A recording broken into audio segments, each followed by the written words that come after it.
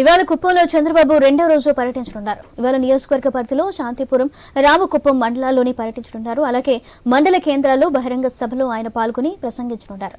సాయంత్రం కుప్పం జనసేన కేడర్తో బాబు ప్రత్యేకంగా భేటీ కానున్నారు. అనంతరం జనసేన కార్యకర్తలతో తొలిసారి ప్రత్యేక పరిచయ కార్యక్రమం నిర్వహిస్తున్నారు.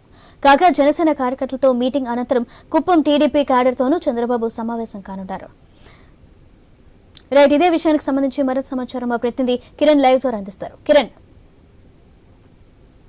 చంద్రబాబు నాయుడు 3 రోజులు కుప్పం పర్యటనలో భాగంగా ఇప్పటికే నిన్న గుడిపల్లిలో భారీ బహిరంగ సభ ఏర్పాటు చేశాడు. దాంట్లో మాట్లాడుతూ కూడా ఫుల్ జోస్తోనే మాట్లాడినట్టు మనకు తెలుస్తుంది. ఎందుకంటే ఇంకా వచ్చే ప్రభుత్వం ఇంకా మనదే అన్నట్టు కూడా అతని ప్రసంగంలో మనకు అర్థమవుతుంది. ఇప్పటికే నిన్న మాట్లాడిన దాంట్లో చూస్తే కూడా ఒకసారి ఆ ప్రభుత్వం మీద సెటర్లు వేస్తూ కూడా చంద్రబాబు నాయుడు మాట్లాడిన తీరు చూస్తే మనకు అర్థమవుతుంది. ఈ నేపథ్యంలోనే ఈ రోజు రెండో రోజు చంద్రబాబు నాయుడు శాంతిపురం, అదేవిధంగా రామకుప్పం మండలంలో కూడా పర్యటించున్నారు. ప్రస్తుతం నారా చంద్రబాబు నాయుడు కుప్పంలోనే R&D అతిథి గృహంలో ఉన్నాడు. ఇక్కడి నుంచి మరి కొద్దిసేపట్లోనే శాంతిపురానికి బయలుదేరుతారు. అక్కడ ఈ రోజు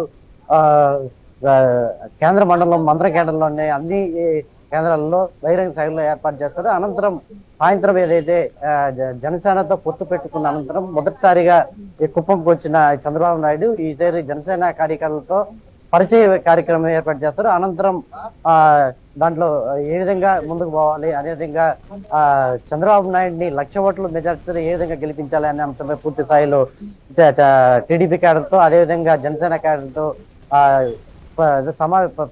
సమావేశం కానున్నారు. ఏదైతే చంద్రబాబు నాయుడు ఈ రోజు 3 రోజుల పర్యటనలో భాగంగా కుప్పంలో నిన్న ప్రసంగించిన నేపథ్యంలో మరోసారి ఈ రోజు రెండో రోజు కుప్పము అదేవిధంగా శాంతిపురం మండలంలో పూర్తి స్థాయిలో ఈ కార్యకర్తలు సమావేశం ఉన్నారు. ముఖ్యంగా జనసేన కార్యకర్తలతో ఈ రోజు కార్యక్రమం అంతా వాళ్ళతోనే గడపనున్నారు. ఎందుకంటే రాబోయే ఇక దగ్గరలోనే ఎలక్షన్లు ఉన్నాయి. ఈ నేపథ్యంలోనే ప్రతి ఒక్కరూ కూడా పనిచేయాలని చెప్పేసి కూడా ఇప్పటికే దిశానిర్దేశించినారు. మరోపక్క క్లస్టర్లతో కూడా ఏ విధంగా మనము ముందుకెళ్తే ఏ విధంగా వచ్చే ఎన్నికల్లో ఉంటుంది అనేది కూడా మనం వాళ్ళతో చర్చించినారు. ముఖ్యంగా అయితే చంద్రబాబు నాయుడు ఏదైతే ప్రతిసారి ఇక్కడ కుప్పంలో పర్యటించినప్పుడు ఏదో ఒక ఆటంకాలతో ఉండేది.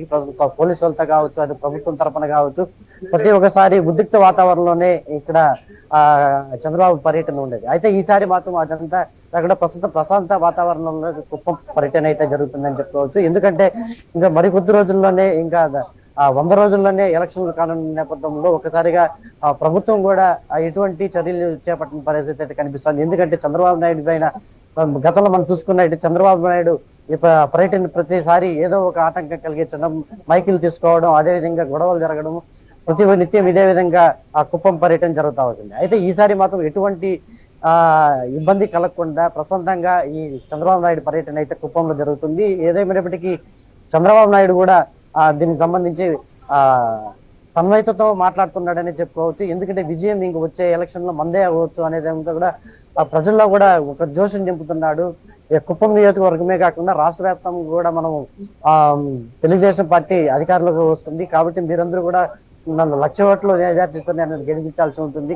దానికి నా ప్రయత్నం నేను చేస్తాను, మీ ప్రయత్నంగా మీరు ఓటు వేసి మీ ఎలా ప్రజలకి చెప్పాలని చెప్పేది కూడా చంద్రబాబు నాయుడు మాట్లాడిన అయితే మనకు అర్థమవుతుంది. ఏదేమైనప్పటికీ చంద్రబాబు నాయుడు కుప్పం పర్యటనలో ప్రతిసారి ఇబ్బంది కలుగుతున్న నేపథ్యంలో ఈసారి ఎటువంటి అవాంఛనీయ సంఘటనలు జరగకుండా ప్రశాంతంగా, అంటే ప్రభుత్వం కావచ్చు, పోలీసు వాళ్ళు కావచ్చు, ఎటువంటి ఇబ్బంది పెట్టకుండా రోడ్ షోలు కావచ్చు అన్ని జరుగుతున్నాయి. అయితే ఈ రోజు రెండో రోజు రేపు పర్యటన కుప్పము అదేవిధంగా రామకుప్పం మండలంలో పూర్తి స్థాయిలో సమావేశం అయిన అటు నుంచి నేరుగా హైదరాబాద్కి బయలుదేరుతున్నారు.